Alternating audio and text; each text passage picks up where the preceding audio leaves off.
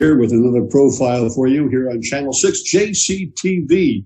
And we're zooming into your living rooms, rec room, wherever you're watching us tonight, today, this morning, this afternoon, whenever we're on. I have the privilege and the pleasure to be able to introduce you to Mr. and Mrs. Joliet. You know, for many years, probably decades, actually, Dick and Millie Schuster have been covering the events of Joliet. Oh, there they are on the beach. How are you guys? Hi, Richard. Good, Richard. Too bad you're not here. Yeah, yes, I wish I was. I'm going to get right to it because I've got about an hour and a half of questions for you, so I've got to get to them.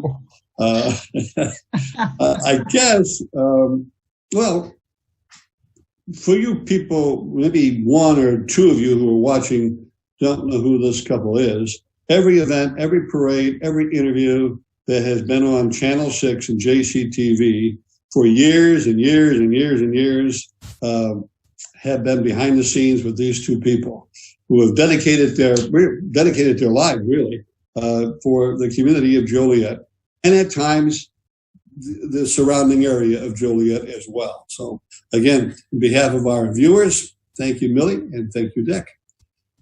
And now I have the fun of really getting you nervous here. Uh-oh. Yeah, you are kidding. Not really. So how many, do you know how many years you've been doing these events? Yeah, sure. Let's see. I started in 1984. So that would be, 36 years? Yeah, 36. So. Yeah. Okay. 36 years of doing this. Yes, sir. Crazy. Hey, yeah. Here's a question for you. We were talking about, before the show, we were talking about Frank O'Leary, who was the voice of Joliet for, decades. And, he never lived in Joliet. Right. But you guys do. Are you both from Joliet? Oh, yeah. Mm-hmm. Yeah, Millie was from the east side up by Silver Cross Hospital, and I'm from the west side by St. Ray's. Uh-huh. He's on the other side of the tracks, Richard. The river. Okay. Oh, the river, yeah. Billy, how and when, don't be talking to her now. How and when did you meet? The two of you.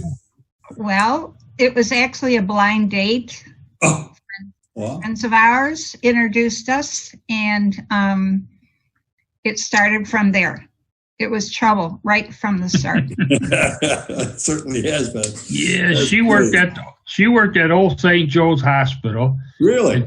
And she had worked with a lady there that always kept saying, "Oh, the guy she was dating, you got to meet him."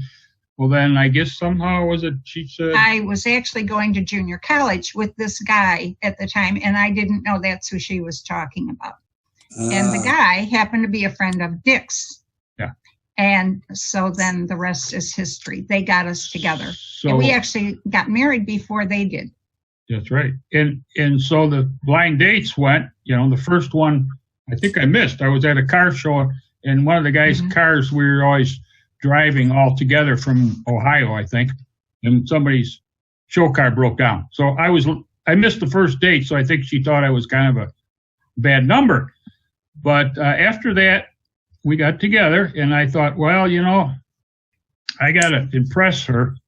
So every time I came to her house, I would drive a different vehicle. I had a show car, so that was one thing I'd drive. And then I had an old 1940 Chevy. That was my regular street car. But when I ran out of those to impress her, I started borrowing my friends' cars. But one time, Richard, I came and we came out and she said, "Where's the car?" And I said, "Oh, it's over here." Well, over here was a two-seater bicycle. Bicycle built for two. Yeah.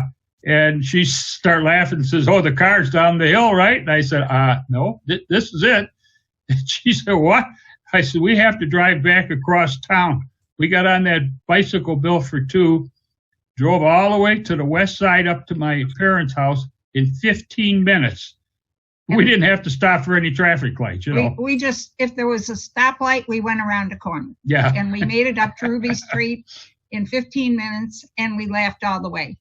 but I thought he must have parked the car at the bottom of my hill and took the bike out of the car. And no. So that was it. I never knew what he was going to come to pick me up in. Yes. You know, just the other day I saw the two of you on that bike, just riding down. Yeah, right. You probably did. Mm-hmm. Yeah, right. So that was the beginning. How long have you been married? 58 years. So far, it'll be 59 this year. October. Yeah, in October it'll be 59 years. 59 years. Yes. What church did you get married in? Oh, St. Bernard's up in Ridgewood. Ah. That was right by Millie's house. She lived about a block away. Yeah. So, yeah. And the church is still there, yeah. Yeah. And we're still here. Yeah. That's right. That's right. Yeah. So let's see. How many kids? And I suppose you have grandchildren also? Yes. We have 3 children, Mike, Katie, and Colleen, and 5 grandchildren. And we're expecting a great-grandchild. And name your grandchildren now. Okay.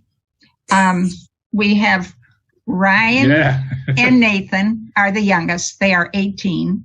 And 2 girls, Brianna and Ashley, are 22. And our granddaughter that's expecting the baby is 29. She's Allison. And Allison. And we are just thrilled about this baby coming. But I'm just kind of nervous about the flu season thing that I won't even be able to hold her. We know her name is Emma Kathleen, and we're just loving her already, and she won't be born for about 9 weeks. So there will be great-grandparents versus not being so great-grandparents, like we are now.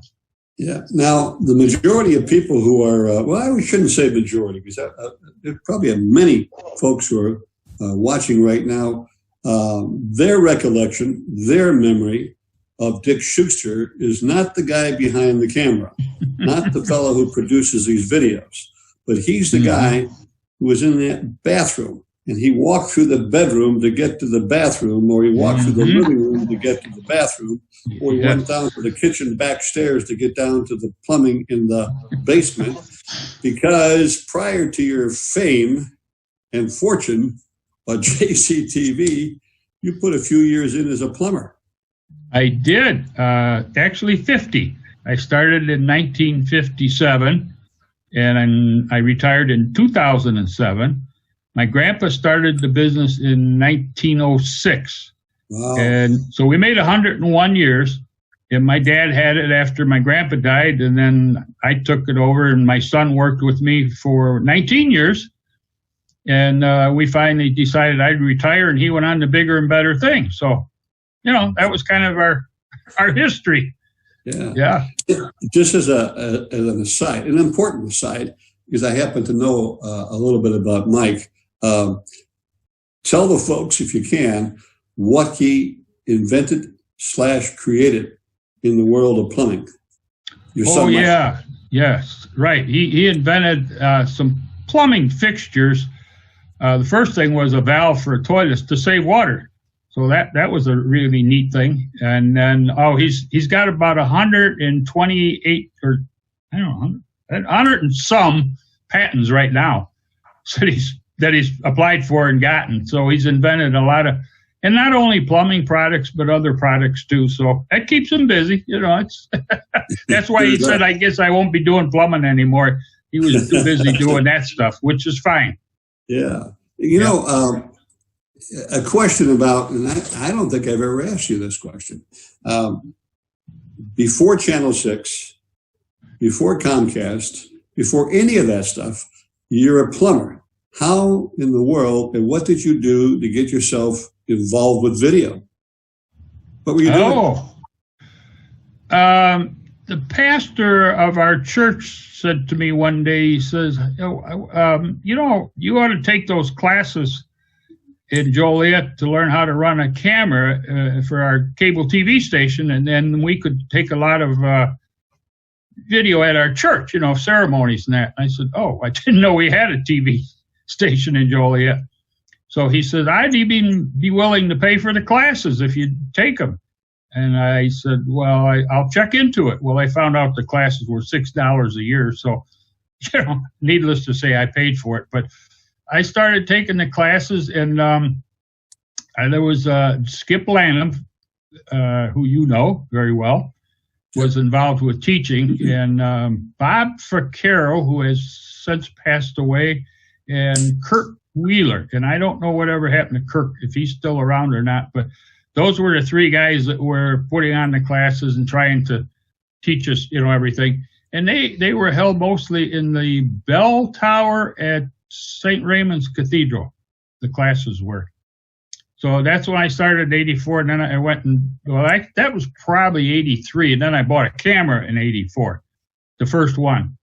And that was one of those big ones that was a backpack, you'd strap it around your shoulder, and the camera was separate. So when we'd go on vacations like to Disney World or something, Millie would have to, push the buttons on the back of the backpack hanging on my back. Prehistoric compared to today's cameras, but I got the job done, and I've still got all those videos in the basement that I'm trying to categorize, make some sense out of it. But yeah, that was a long time ago. Yeah. Well, your basement's got probably thousands of DVDs and film and things from past years. Millie, when you were pushing those buttons in the back of the backpack, was that the motivation? Because you did, at some point, join Dick with Channel 6 and doing these videos. Actually, then I was just turning him on, Richard. Yeah. We actually started videotaping family weddings, and we did it as our gift to the couple. And we would spend all our time. We didn't get to sit with the family at the what am I trying to say? Reception. Yeah. We were up and videotaping all the time. And then Dick spent hours editing everything, and we put it in a beautiful bag with a beautiful card and told him it was a gift of memories from us. So that's actually how I started. Yeah. So in starting with him shooting the wedding ceremony and the reception, what was it like for this? Were you nervous at those first shoots, or just came? Not really. I would go usually in the sacristy next to where the couple was being married, and I would stay in there, but I'd have my camera angle right at their faces. I got the close-ups, and I loved that, because when people behind them got up to go to communion, they figured they were safe. And then they started looking at each other's rings, and I got close-ups of their hands, their face, and Mike Turk. Yeah, I was just going to bring that up. Wedding. We did his wedding, and his remark was he looked at his watch while people were going to communion behind them. He looked at his watch, and he said, 10 more minutes, we're out of here. Yes, I'll never forget that. And I have that on camera. But, I mean, there are some cute things that happen, so I like to get the faces. Yeah, that might answer my next question, actually, Millie. I was in our part one, when we just interviewed Dick, which was on a few days ago, I asked him what his favorite event of all the events that he has covered, what was his favorite? And I believe he said with the veterans. What was your favorite? That is me also. Wreaths Across America on a very cold winter night, couple weeks before Christmas Day. And thousands of people come down to the cemetery, and then they have a ceremony, and then people buy wreaths ahead of time and then place them on their loved ones' graves. And it is so beautiful to see the fresh green wreaths with the bright red bow against a white tombstone. And there's thousands of them. And the girl that started it, her goal is to have a wreath on every grave someday. And she's about halfway there. But I think the more people that find out about it, it's a $15 donation for each wreath. And we usually buy a couple of them, and then we've taken a grandkids with us every year. So then we let them put the wreath on the grave and we say a prayer and mention the person's name. So that's our favorite. That's, yeah. I would think so. I asked Dick again earlier, and he probably, as what happens, we sometimes leave people's names out, or we might leave an event out. So Millie and Dick, if you can go through some of those memories, some of those events, some of those interviews, some of those things like the B-17 interviews, we did those, we know that. The Wreaths Across America. Were there other events that stand out over the years that you've experienced? Well, the Dancing with the Stars is always fun.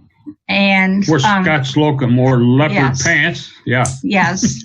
And the Men Who Cook, that's a big event.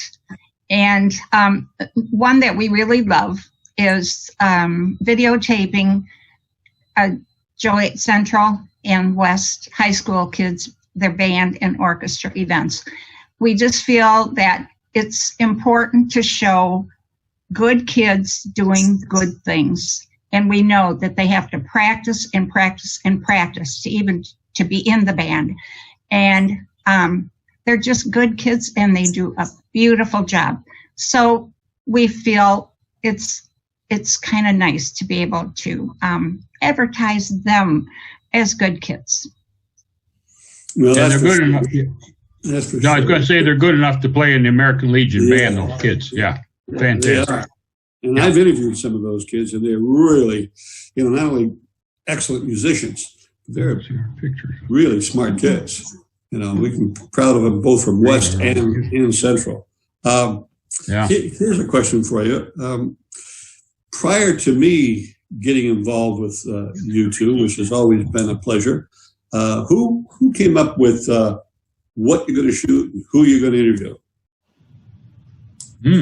Well, it kind of comes, people call us, like Zonta, Kiwanis, all the organizations in town usually call us and say, hey, we got this coming up. Could you film it for us? So they usually call us. I mean, at first, probably years and years ago, we were looking for stuff, right, to do, community events. But then I think the more we got exposed, then the more the organizations, saw us and thought, hey, we could get ours on. So it kind of came automatic after that. And I know 1 week, and I don't know if it was last year, I think, we had 5 shoots in 1 week. So, you go shoot it, and then you spend 4 times that amount of time editing those events. So it's a good hobby for me because I don't bowl or golf or nothing. And so that takes me, keeps me out of trouble, right? I used to tell him, Richard, years ago that he had 2 jobs. One was a full-time plumber that he got paid for. The other one was a full-time video. I mean, people were calling here. He was on the phone all the time. And that was a volunteer thing. And it took a lot of his time. Yeah, it takes a lot of his time today as well. And that's a good segue into the fact that JCTV Channel 6 is all volunteers. And it always has been. And you're El Presidente, right? Yes, nobody else wanted it, No, yeah, I am. Yeah. Volunteers, like you say, nobody gets paid, including you, because you and I do shows. And you know what? We did the other day, but I'd like to do it again and thank George at Al's Steakhouse for letting us use the steakhouse when we do our shows there. Duskalakis. George Duskalakis owns Al's Steakhouse. Yeah, both he and his wife have been very generous with allowing us to get in there to Al's. And we've been in other restaurants in prior years as well. We thank them as well. One of the things that, Millie, let's really go back to your memory here now. And then, Dick, you can also come in here with this one because it might take both of you. What was not the weddings, not the receptions, not the church services, but what was the very first event that you did? Oh, man. I don't think I could answer that. I don't know, Richard. I don't know either. I couldn't remember back that far. It was just probably a time when he said to me, "Would you come along and run a camera?" And then I went, "Oh, what?" Yeah. And then I learned that if I wanted to see him, I had to go with him. Yeah. And I tell people we're joined at the hip, so he can't go anywhere without me, and he never has to kiss me goodbye. There you go. See? Probably at least one of the first events would be the Christmas parade. Oh, yeah. You do. With the whole group I think you started out with a van and then switched to a truck. Did you try the van first?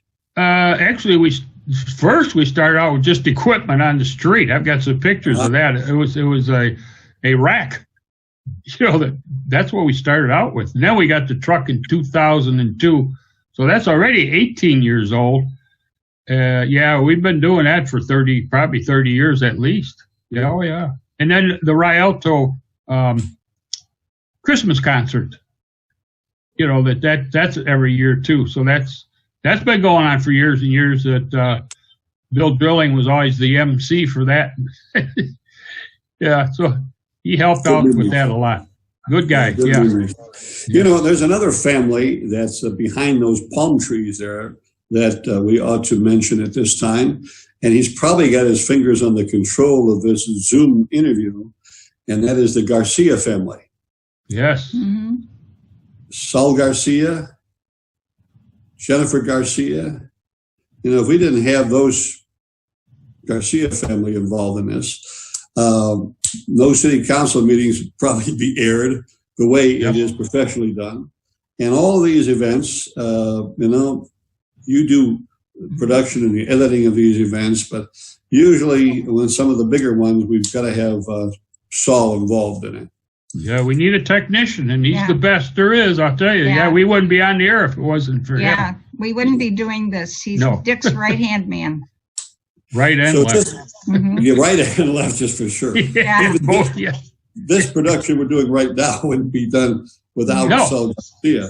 We would just put everything on hold, because we normally do it, like you say, at Al's Steakhouse or on location somewhere, face-to-face and with the individuals. We talked about JCTV as an all-volunteer operation, but it's a membership of those volunteers. How many members do you have? Well, it's the old story. You probably got 20 members and 3 do all the work. It's limited down to a very few. A lot of the folks, have their church events on the weekend, Saturday and Sunday, but that's kind of what they're limited to, and is just the church events. So we don't really see them at parades or concerts or anything, but that's okay. They do their thing, we do ours. Right. So, Well, are there? Now this is dangerous territory, but I'll take the blame if you miss anybody. But over the years, you mentioned Skip Lanham. Were there other crew members that helped out on parades or special events that you can recall? Oh yeah, on the parades, I know there's Ward Ambrose was always there. John Gerich from Lockport and Brian from Lockport. And Manuel Hernandez would always come and help, and his friend David Sanchez. So they would always help us do the parades for years and years. We'd always ask Skip to get on the roof, because he'd wear long underwear and bundle up real warm. So that was his job every year, go on the roof of the truck. He didn't mind doing it, he'd always say. But that was basically, and Jenny, of course, and Sal. Jenny'd do the graphics, and Sal was in there technical-wise for everything. And then you.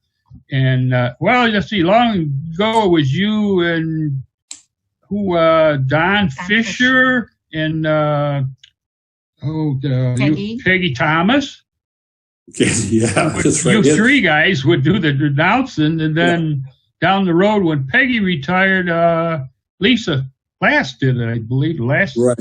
Lisa's been with us the last couple of years. Years, yeah. Yeah, and we've had others, and all having a fun time. They don't realize until they get up there how cold it is up there Oh. You know, it's usually a flatbed truck with one of Rendell's or one of the local towing companies that provide that for us. And over the years, it's been Rendell's, and we want to thank the Polson family for that, by the way. It's been a pleasure.